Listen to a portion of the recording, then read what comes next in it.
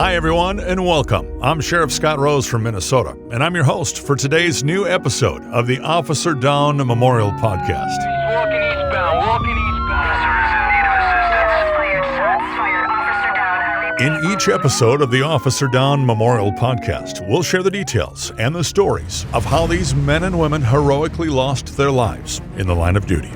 Our mission is to help ensure their service and sacrifice is never forgotten. Thanks for spending some time with me today to remember and honor these fallen heroes.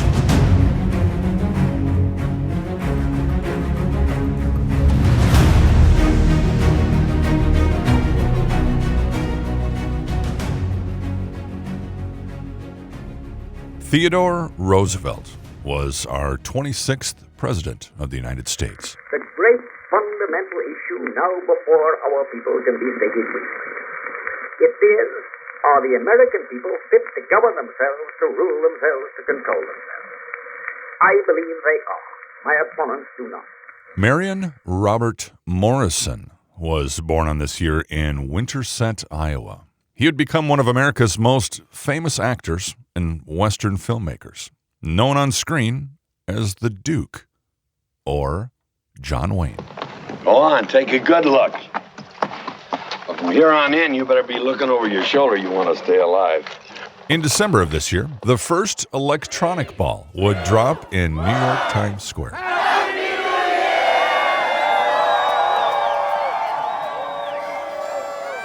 The year was 1907.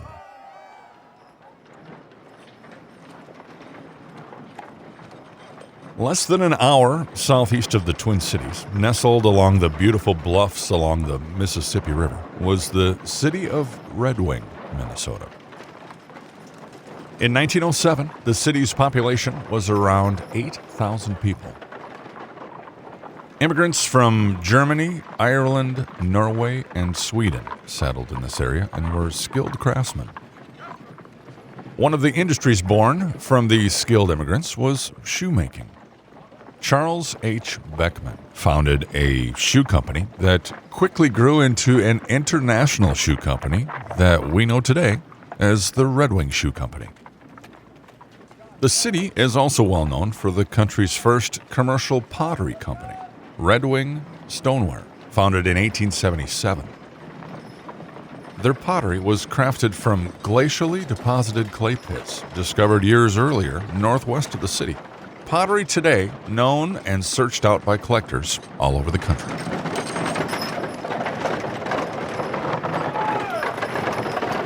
The Red Wing Police Department was established 30 years earlier, and by 1907 was well respected in this river community. James C. Daly had served as the city's police chief for the last 6 years. James was born in 1863 in Palmyra, Missouri, and came to Red Wing, Minnesota with his parents when he was a young boy. In Red Wing, he grew up and attended the public schools. After leaving school, he went west and worked in many of the different cities of the Rocky Mountains and Pacific Coast districts. However, most of his work was in Seattle and Butte. He became a skilled plasterer, and when he returned to Red Wing, he engaged in the same business. In 1902, James was married in February to Mary Dawson, a teacher at the training school. They had a son, James Dawson Daly, who was born on June 9, 1905. He was a member of St. Joseph's Catholic Church. He was also a member of several fraternal societies, as well as being very active in the community.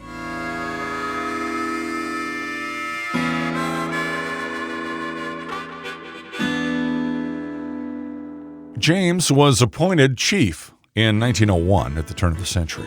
James was a well-liked chief and steward in the community. He was a big-hearted man who, they say, was full of sympathy and came from the kindest impulses. As chief in Red Wing, he had the opportunity to meet all kinds of people in all walks of life. He met men and felt genuine interest in the humblest, the poorest, the most unfortunate, and the most unworthy. He looked beyond their distinctions, their labels, or their stereotypes, and he made friends with all that he came in contact with. He made friends, really, in all circles in Red Wing. He saw beneath all the distinctions that are more apparent than real in human society and endeavored to meet every person whom he came in contact with and be their friend. These qualities bound him closer to the hearts of the people of Red Wing, and it's because of this that this community mourned his loss so sincerely.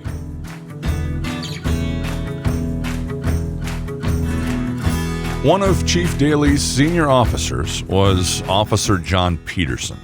John was a 50-year-old immigrant from Sweden and married Ann Johnson. They had 5 children, and they were expected to celebrate their 25th anniversary this year. John, like Chief Daly, was active in the community, involved in various civic groups, including the Scandinavian Benevolent Society and the Degree of Honor. He and his family also were active members of the Presbyterian Church in Red Wing.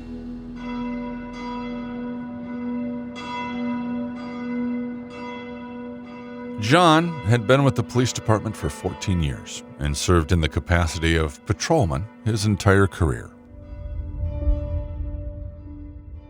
It was January 1907. August Bloom, a barber formerly from Red Wing who was deemed insane by the state, had escaped from a train while being taken from the Minnesota State Hospital at Rochester to the incurable insane asylum at Hastings a year ago.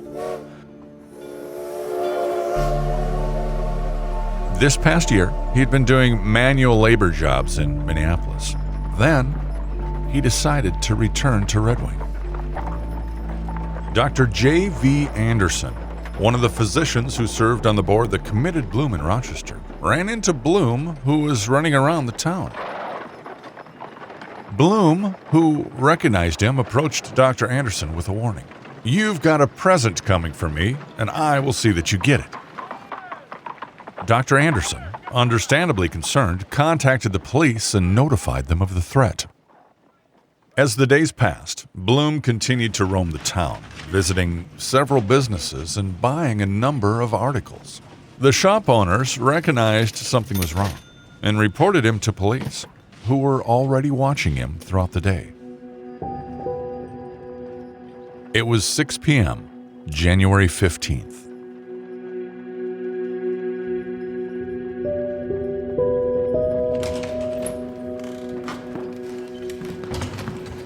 Bloom walked into the Sibley Hotel and sat in the lobby area for 15 to 20 minutes.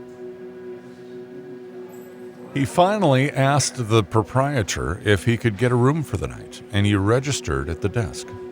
Bloom booked his room and left, returning shortly after 9 p.m. Chief Daly and Officer Peterson had been watching Bloom and followed him back into the hotel into the lobby. They approached Bloom, and Chief Daly asked him how long he was staying in town and if he was going to go back to the Twin Cities. Bloom simply answered no and backed towards the counter in the hotel office. Chief Daly said to Bloom, "I understand you've been threatening people." Bloom, still moving backwards, stepped into the doorway of the office that led to a hallway, then to the main stairway. Bloom told the chief, "Go away or I will..." "So you threaten me, do you?" said the chief as he was drawing his club from his belt. Officers back in those days were often equipped with a badge, a blue uniform, a British-style custodian hat, like shown in his picture on our website, and a baton, also known as a truncheon or nightstick, which is a club made of wood, rubber, plastic, or sometimes metal. It was carried as a compliance tool and defensive weapon by law enforcement officers. Often, back in those days, it was their only defensive weapon. Bloom, seeing the chief pulling his club, drew a revolver from his pocket, aimed point blank at the chief in front of him, and pulled the trigger. The first shot misfired. Bloom pulled the trigger again. The second shot hit the chief in the left shoulder. While Chief Daly staggered back and was falling, Bloom fired a third shot, hitting the chief in the abdomen. Officer John Peterson, who was also only armed with a baton, retreated, running up the hotel stairs. Bloom fired a round at Peterson, striking him in the back. Bloom then rushed out the doors of the hotel and into the night. Officer Peterson, gravely wounded, knew he needed to get help for Chief Daly. He left the hotel and went to the offices of Doctors Kremer, Clayton, and Johnson and notified them of the condition of Chief Daly. Back at the hotel, the proprietor and a few men who witnessed the shooting tried to comfort Chief Daly, who was lying on the hotel office floor, writhing in pain. It wasn't long before the word spread and a crowd gathered outside the hotel. The chief, who was still conscious, told the men there, "I think I'm gonna die." The city ambulance was called, responded, and transported both Johnson and Daly to St. John's Hospital.